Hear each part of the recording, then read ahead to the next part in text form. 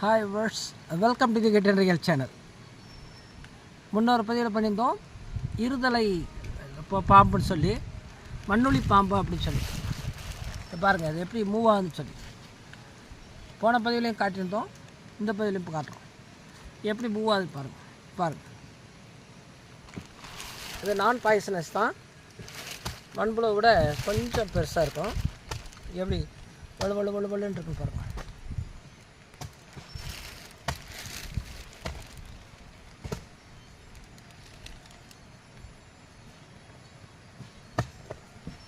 அது குப்பைக்குள்ளே தான், குப்பை செத்தை அதுக்குள்ளே தான் போயிடும். மண் கிடைக்காதனால மூவ் ஆகுது. கிடைச்சோன்னே அதுக்குள்ளே போயிடும்.